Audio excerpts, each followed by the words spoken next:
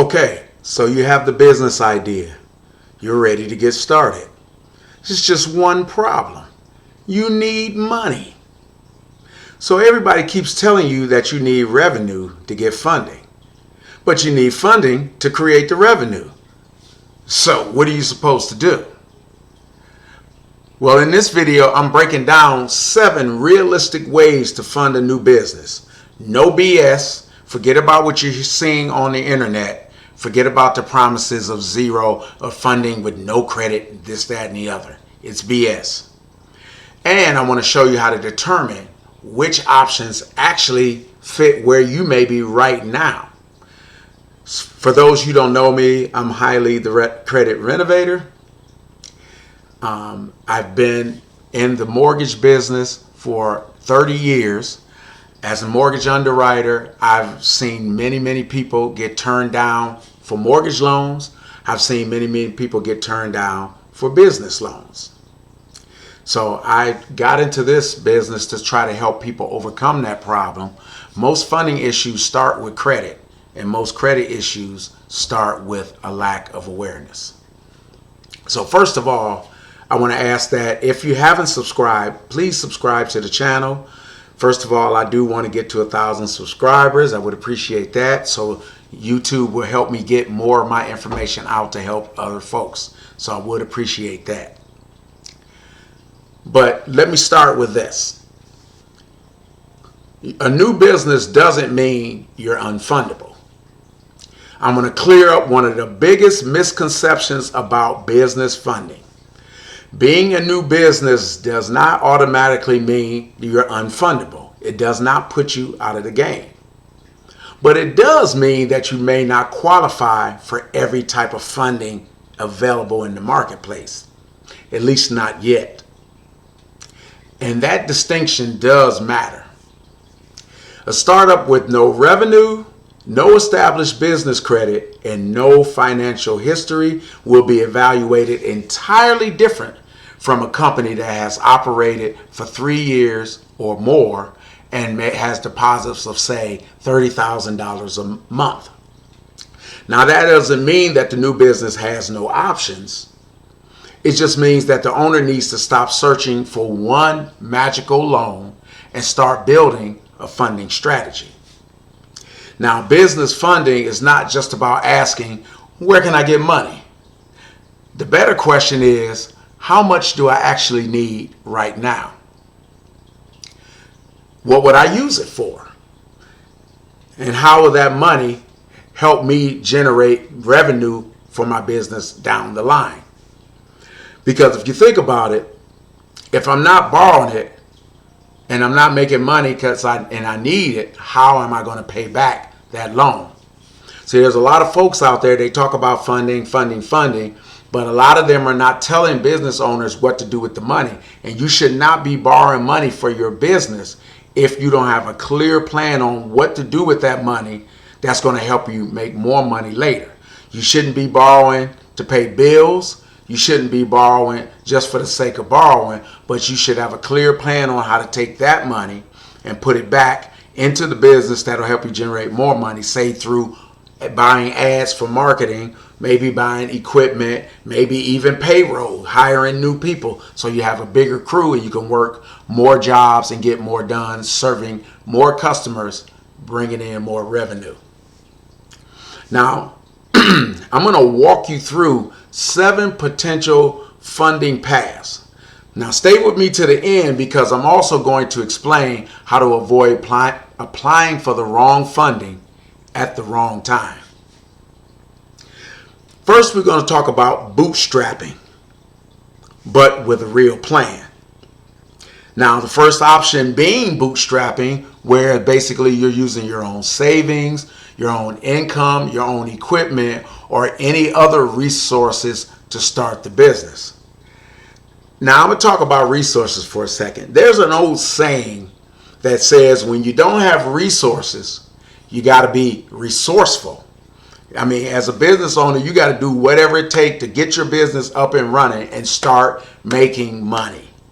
Even if it's just a little bit of money, you want to start making money. So if you can get quick wins, make quick money, and then you start from there and you grow.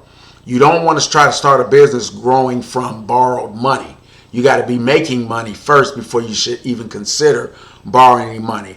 I get it. Resources are thin. You want to start up, borrow money for your startup costs and things like that. But trust me, believe me when I say you're better off if you scrape that money up first to get started, to get your LLC, to get your business bank account started off. If any licensing or any other certifications or registrations that you need, bonds, if you got to get those things, don't look to borrow money to get those things. Scrape that money together. Be resourceful, because it's only the beginning. Now, I know bootstrapping doesn't sound exciting. Most people want someone to tell them where to just get that 50 grand immediately. But bootstrapping does have its appeal.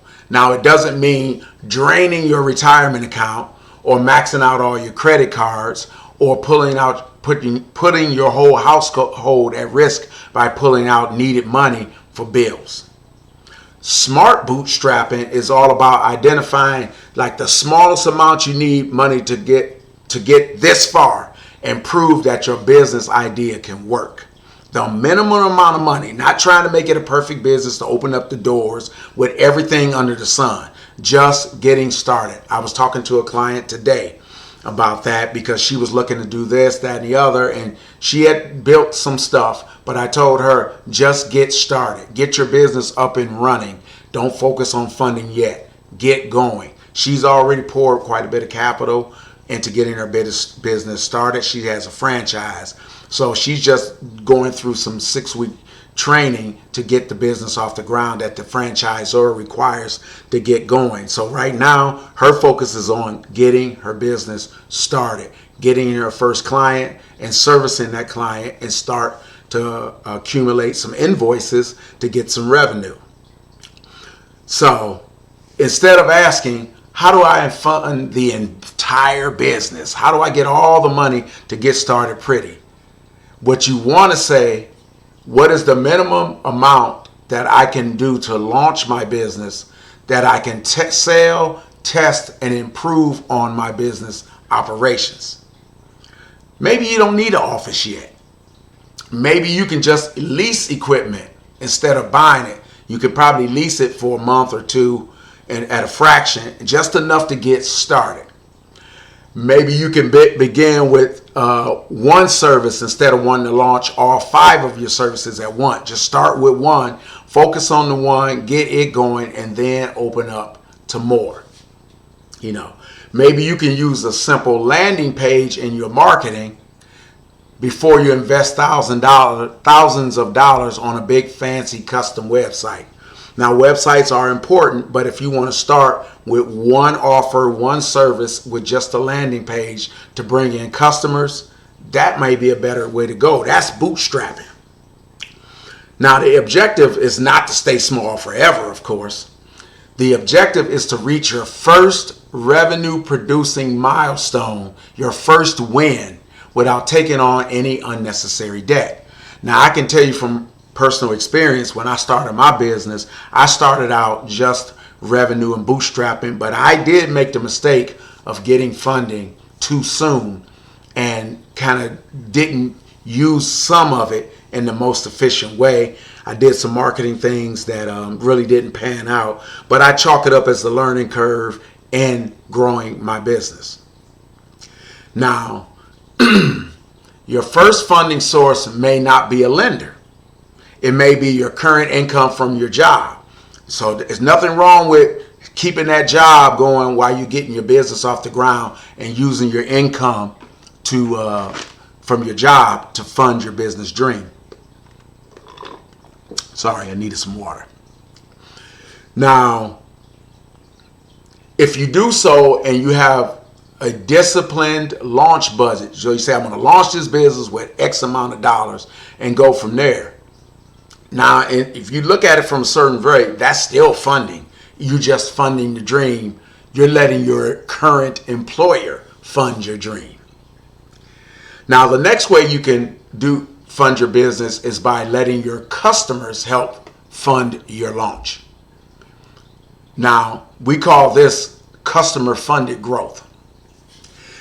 Now, this type of funding can include things like pre-sales, deposits, memberships, services, or other things, advance orders, or even, founding customer offers.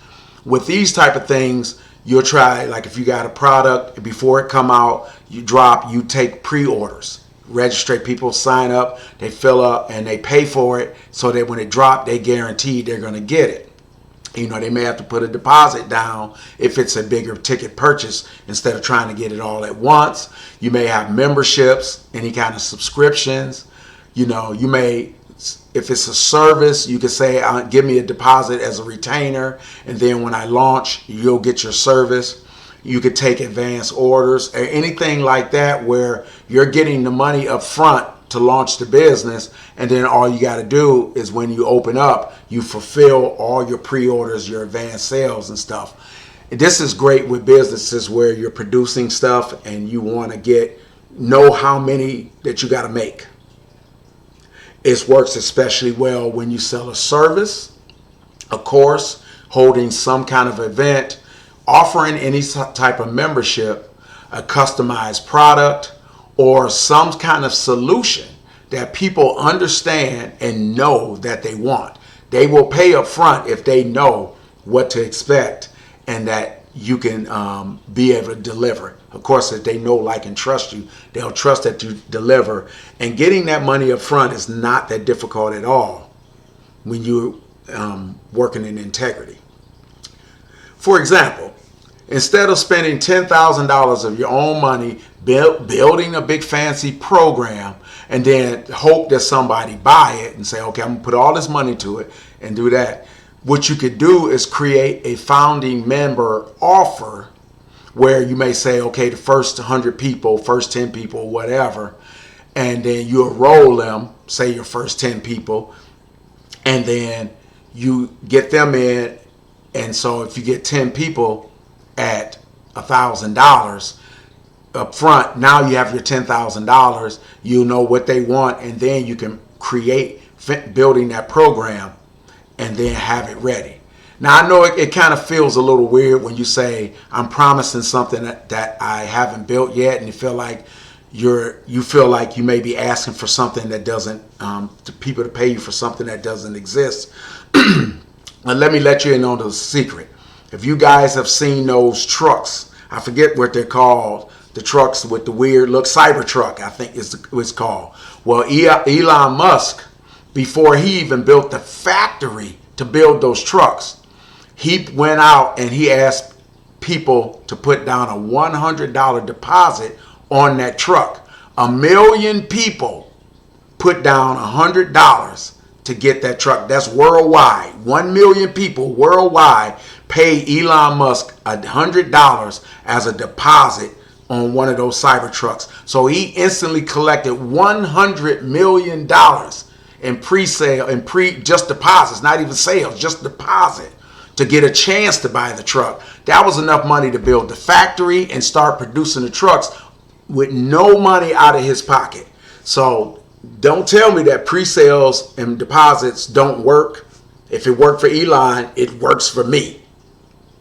So again, if you get 10 people and say they put down a $500 deposit, that'll get you $5,000 in startup capital, enough to get started on the product and putting it together. Obviously, you got an idea, but before you put that money into actually building that idea, building that thing, you want to collect the deposits and prove that real people are willing to pay you for your solution. And if that doesn't help you with your imposter syndrome, those of you out there know what I'm talking about, nothing will. But remember, you have to be very responsible for this strategy, because first of all, you want to be transparent about what the customer will actually be getting. And when it's delivered, you have to be clear on if and when it's delivered. You have to be clear on any and all refund terms and what happens if the launch is somehow delayed from your original promise. Don't accept money based on promises that you cannot reasonably fulfill. So you got to be sure on that. You know, is it a little bit of a gamble sometimes? Yeah, but you got to gamble on yourself. And if you have belief in what your capabilities are, and you have integrity in being a person that will do what they say they will do, it's perfectly fine. It's perfectly legal, and it's very ethical. Now, keep in mind this also too. This kind of creates a customer-funded growth strategy. And it works really well because it has two jobs. First, it will produce capital for you, and then it'll validate the demand for your product. This technique can make your business even stronger when you eventually approach a lender or an investor and you show them the viability of your product and the demand in the marketplace. Now, the next way to fund your business is personal credit and using it strategically, not recklessly. Now, obviously, at some point, we don't want to be funding our business using our personal credit. We want to eventually make that transition to business credit and business funding. However, you got to start somewhere. And so when you hear people talking about funding, including myself, well, we talk about using funding, business funding, instead of your personal funding and eliminating some of the risk of that. There are some things that get left out in that conversation. So think about it this way. When a business is brand new and has not established any of its own credit or revenue history, of course, lenders may look closely at the owner's personal credit because that's the only thing they have to go off of. Your first round of funding is usually based on credit. Now, the question is whether it's going to have personal guarantees or not, but I can tell you almost all business funding in the early rounds, it's going to have a personal guarantee, but it usually doesn't impact your personal credit unless you default on that loan. As long as everything is good, what shows up, what's happening with your business credit never sees the light of day on your personal credit report. Now, looking at that personal credit, that can affect whether you qualify at all, how much you may receive in business funding, and what that funding will eventually cost you in interest, based on the interest rate. Now, some entrepreneurs with strong personal credit may qualify for personally guaranteed business credit cards, lines of credit, or other introductory financing. When I first started my business, I had good credit already. And so when I first started getting business funding, I was able to get business funding. I wish I could have show you guys my business credit cards with all of that on it. And you'll see my name and my business name on it. So I can tell you, I can speak to you about what I've done and what works. But let me give you a serious warning. Available credit, of course, is not free money. Yes, it's borrowed money. Of course, it's borrowed money. But yes, you want to be responsible with it. And even with most of the business cards offering 0% introductory rate, of course, that expires. So the idea is to use that 0% interest, make your business investment, get a return. Hopefully it made you some money so you can pay back that loan before that high interest kicks in that comes with business credit, and especially in the beginning, your first round of credit. Now, if you cannot repay the balance before the promotional period ends, the interest on those balances can skyrocket real quick. Believe me, I can tell you, I know, because I had one or two of my business cards that I didn't pay off the balance before the 0% introductory period ended, and I got dinged real hard with some serious interest payments, and I had to work my butt off to get them paid, and stop that high interest from slapping me upside my head.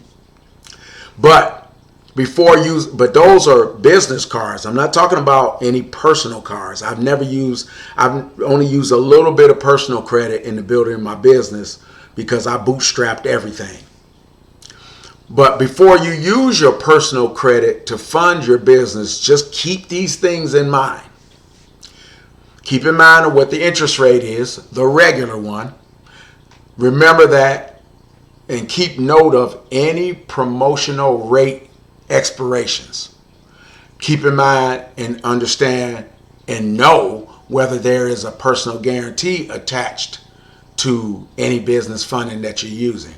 What would the minimum payments be? How the balance may affect your personal credit utilization. Because remember, folks out there in personal credit land, remember that 30% threshold is where we always want to be at, or preferably below that. And so when in the process of using business credit, we sometimes end up having to use more, and we quickly blow past that 30% utilization.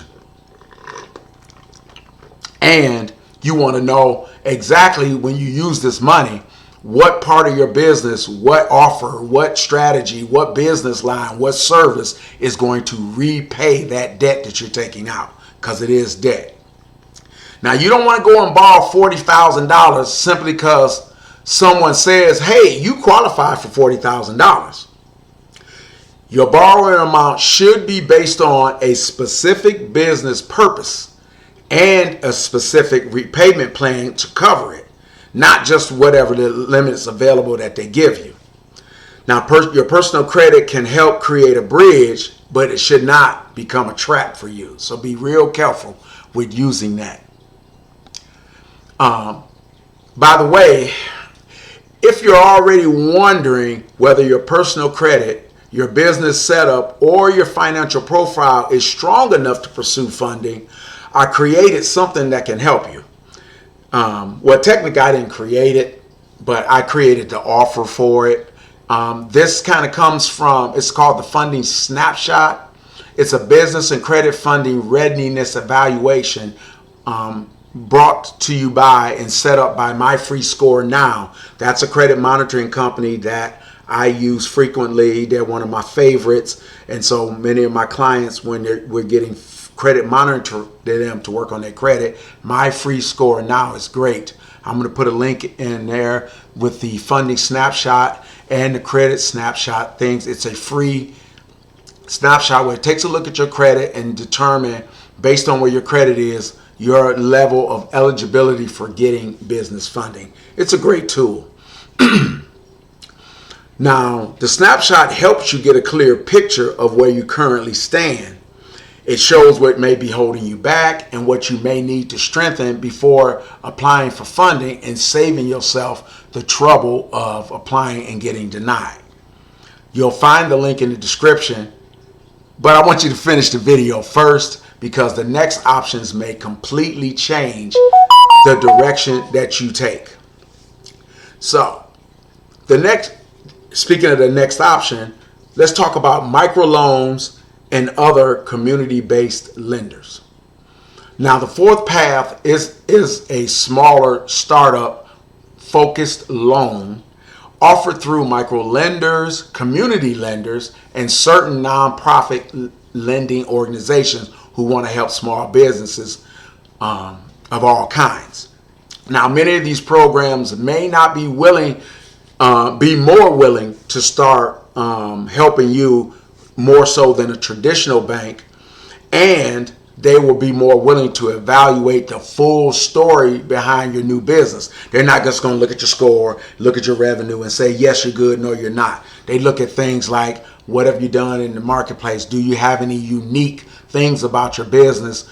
Are you targeting a really, really small niche micro audience? And so they say that's an audience, that's a community, that's a segment of the community that we really want to support as a whole. So we're going to support your business in supporting that segment of the community.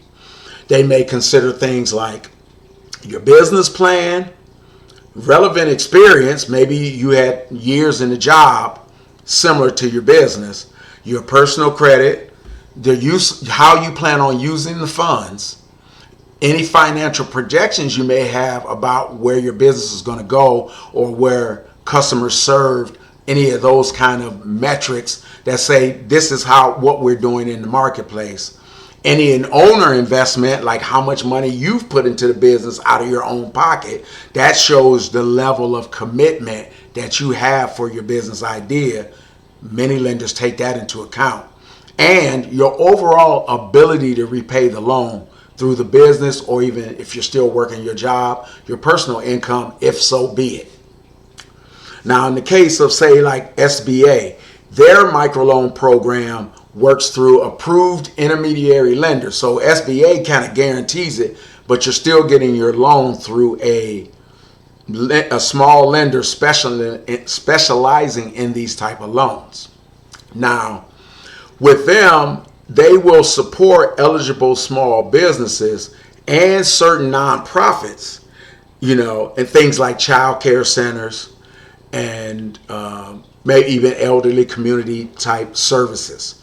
Now, each of these intermediaries establish their own lending and credit requirements that are approved by SBA, and SBA, they say you can loan however you want, we'll guarantee it because we find your lending to be guidelines to be acceptable.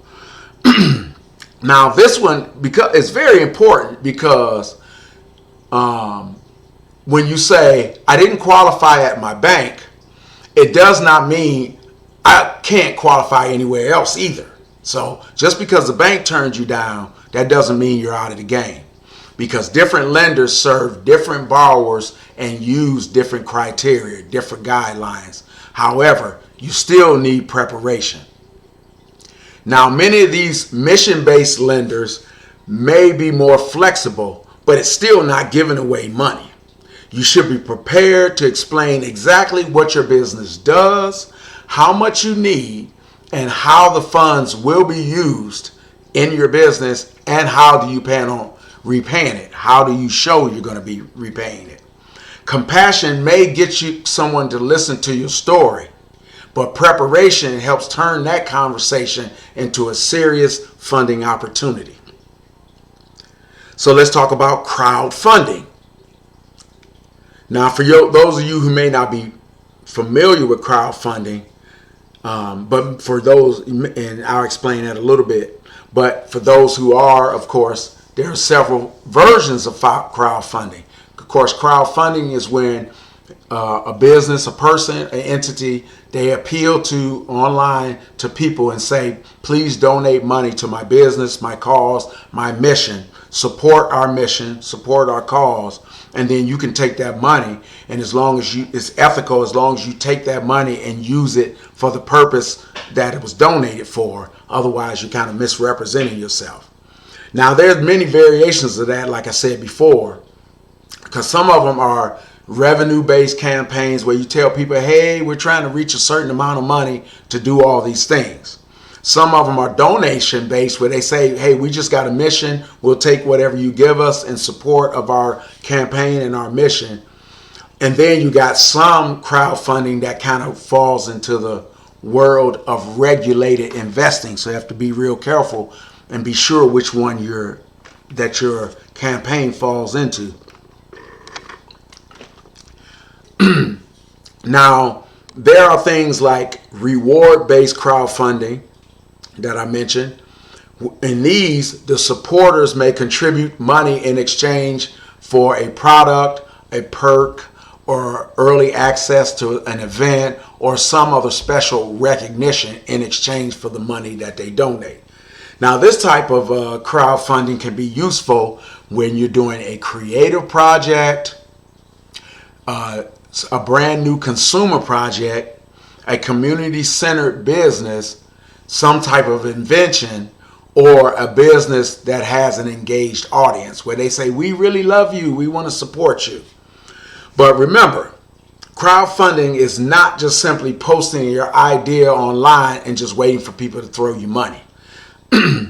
A successful campaign usually requires a strong story, a clear offer, some compelling visuals, consistent promotion, and an audience willing to help you build some momentum. Now, the campaign itself can become a marketing project all on its own. Now, before choosing crowdfunding as a funding source, you want to ask yourself, do I offer people, do I have an offer that people can quickly understand?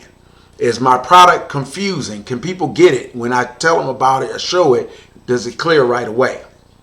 Can I clearly explain why this business should exist? People say, okay, that's great. You're in this business. So what? What's important about it? Why is it something that we need to support? People may ask, is it worth it? So then you may think, do I have an audience?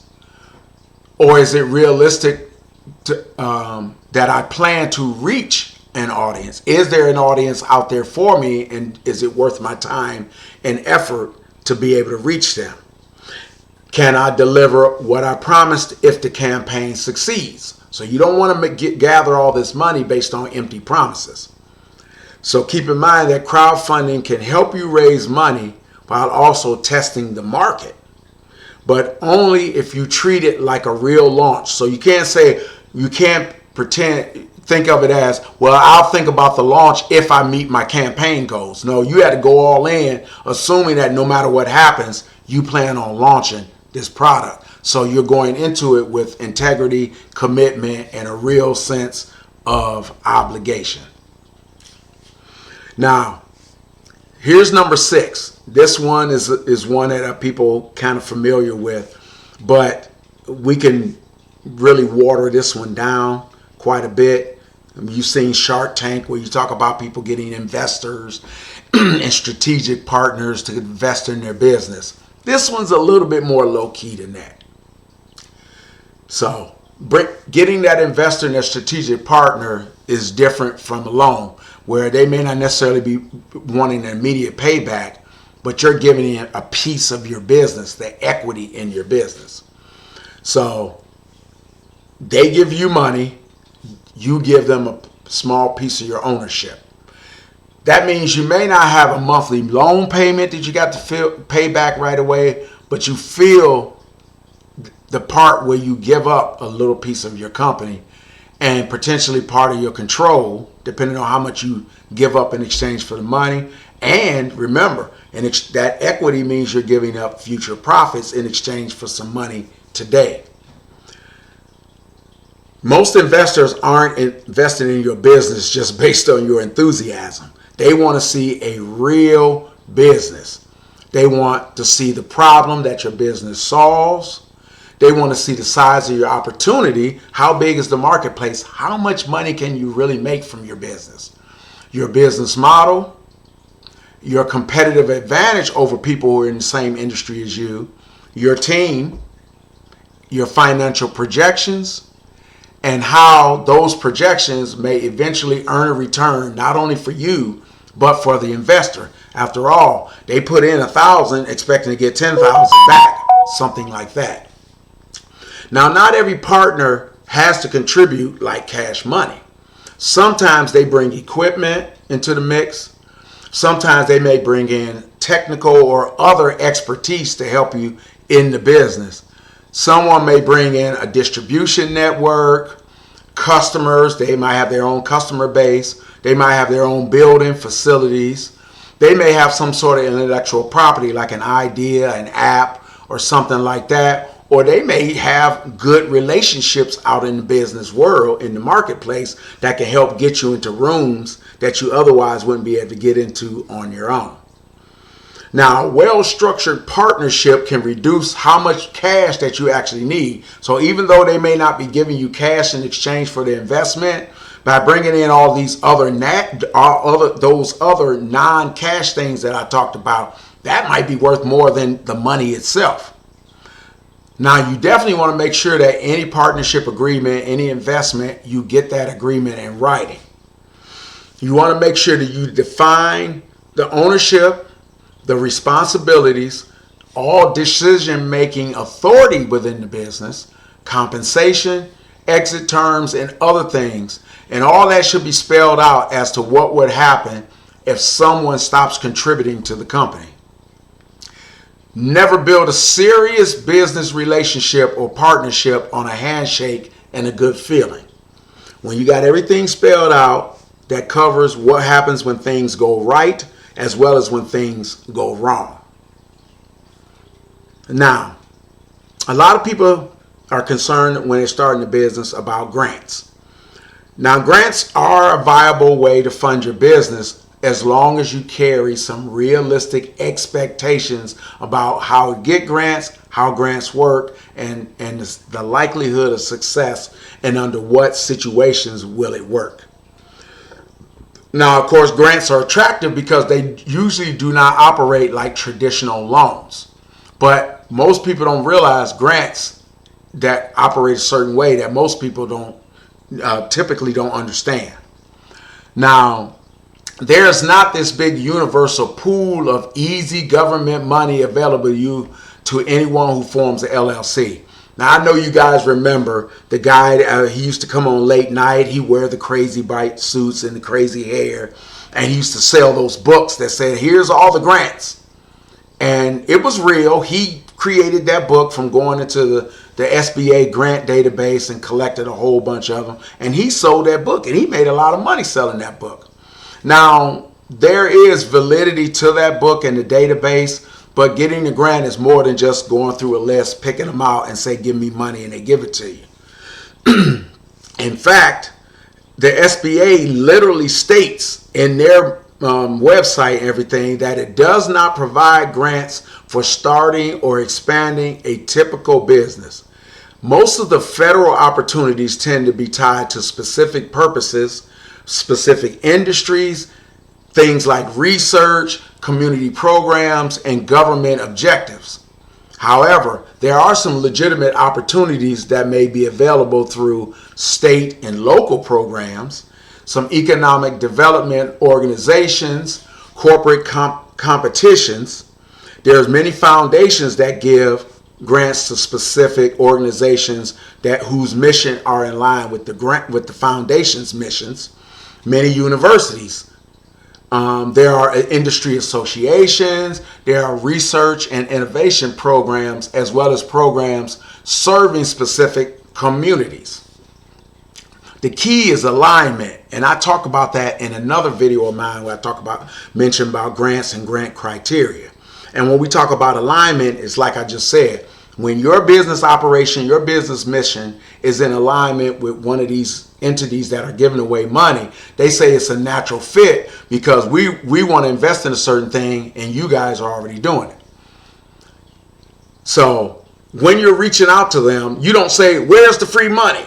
You ask, what outcome is this grant designed to support? Does my business fit with this foundation's purpose?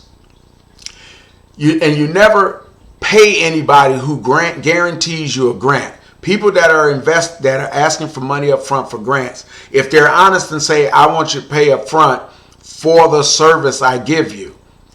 You're not paying for a guarantee, you're paying for the service. Now, a lot of the grant folks out there don't charge you unless they get you a grant, and then you pay them from some of your grant proceeds. Now, I'm not saying the people who want money up front are not they're not scammy, or they're not ethical, but just use your good judgment with that. Now, grants should be considered one possible layer of your funding strategy, not your whole funding strategy. I know there's a lot of folks out there who want grants to start a business. They think they can get free money, they can start a business and not have to spend any money out of their pocket, and it's just not realistic. Now I'm going to talk a little bit about the funding ladder. Now with the funding ladder, you would take all 7 of these options I talked about and put them in a perspective. And so this is how you would do it. With the ladder, you got rungs on it. And so at the bottom, you start out tapping your own resources. Remember, we talked about resources and resourcefulness. You would start there. And then as you get your business going, you earn money. You may start off saying, let me put together something. Then you say, I'm going to do pre-sales to get initial customers to maybe get that pre-funding start money and get that going. And it helps you to show that your business is something people want. Now that revenue coming in will help you establish your business bank activity and boost your financial records. Those records will then help you qualify for stronger credit products or even a small cash loan. Now, that loan will give you capital that you need to expand your capacity, get you more revenue, and grow your business a little bit more. And now with your business building up and with stronger revenue and performance, you may become eligible for a larger financing piece a little bit later down the line. Now, putting all that together, that's where you start applying everywhere and you make that fatal mistake, because you don't want to do that. You want to be strategic. Keep in mind that not every funding product is designed for every business situation or every stage of business. A company without revenue should not build its entire plan around revenue-based financing and avoiding the credit piece. A person with damaged personal credit should not blindly submit applications to personal guarantee lenders knowing that their credit is not up to snuff.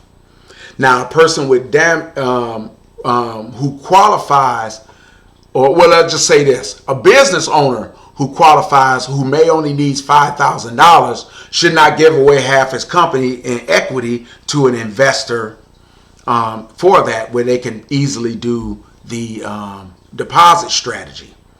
Now, someone who has no repayment plan should not be going out borrowing money simply because an advertisement says they can. Now, keep in mind, the ultimate goal is not just to get funding. The goal is to secure the right capital at the right stage for the right purpose and having terms that the business can handle without putting it in stress. So let's talk about a quick funding ready checklist. Number one, know your funding purpose. What are you purchasing and how will it help the business? Number two, your amount requested. Is it based on actual costs, actual needs, or is it just a number that sounds good? Keep that in mind. Know your numbers. Number three, your personal credit. If a personal guarantee is required, what exactly will the lender see on your credit? Will they find collections, charge-offs, late payments, numerous inquiries, or are they going to see a clean credit file with no issues? Number four, your business foundation. Are your entity information, licenses, address, phone number, your website, your email, and all of your bank records consistent? Are they all there? Is your business name throughout all of that documentation and it is consistent? Number five, your business credit profile. Do you have a business credit profile? If so, is that information accurate? And are all of your accounts on your business credit profile reporting?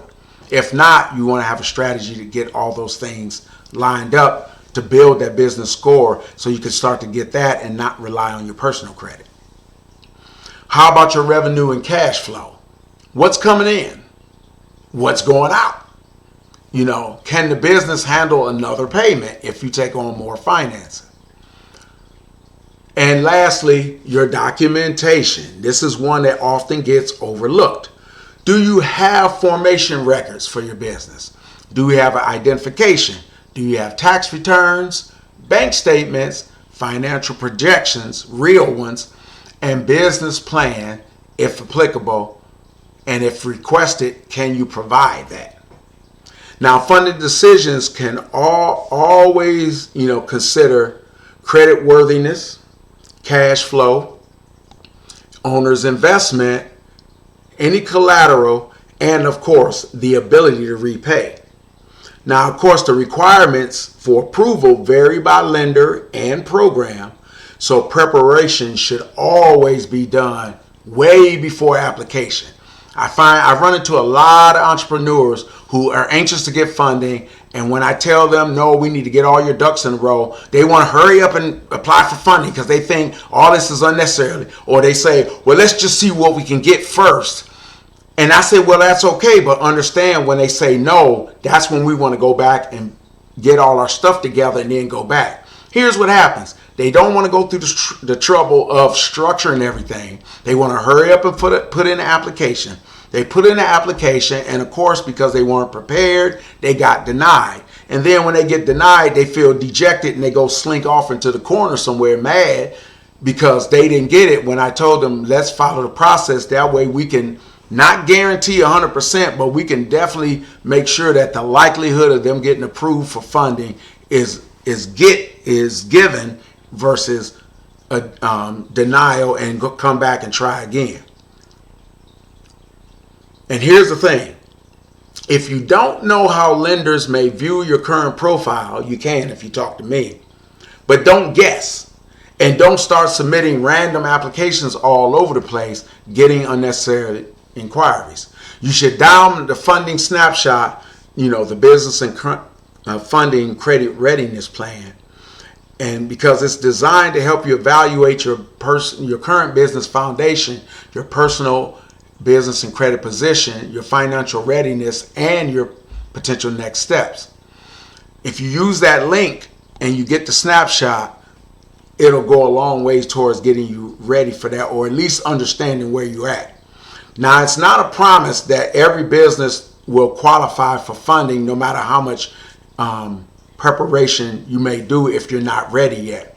But it is an excellent starting point to help you make better informed decisions and get and become more intentional about your business funding strategy.